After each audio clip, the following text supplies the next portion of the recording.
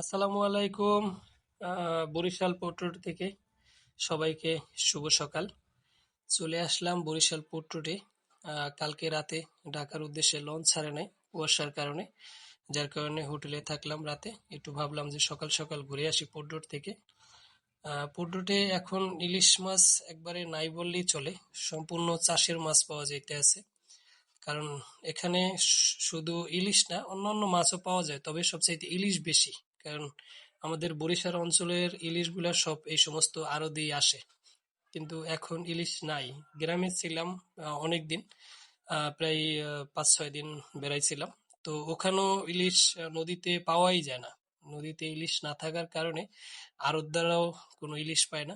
সবাই এখানে প্রচন্ড শীত, উপরের থেকে কুয়াশা পড়তে আছে সোজা, আপনার বৃষ্টির মতো কুয়াশা পড়তে আছে, এত পরিমাণ এখানে শীত। সকালে 6টা বাজে ঘুম ভাঙছে, তো ভাবলাম যে একটু ঘুরে আসি পোর্ট থেকে। অনেকদিন তো আসি না আর কি, এটা যেহেতু বরিশাল আসা পারে না, এই জন্য আসলাম যে এই সুযোগে একটু পোর্টটা ঘুরে যাই। বরিশাল আরো দেখে মনে হইতেছে ইলিশ সাগরেও নাই, যার কারণে ইলিশ দেখা যাইতেছে না। তো আমার গাড়ি 9টা বাজে, কালকে রাতে টিকিট কাটছিলাম নতুল্লাবাস থেকে, তাই চলে যাচ্ছি। সময় হয়ে গেছে, এখন যাই রেডি হইতে হবে, তারপরে বের হবো। তো সবাই ভালো থাকবেন। টাটা, বাই বাই, আসসালামু আলাইকুম, আল্লাহ হাফেজ।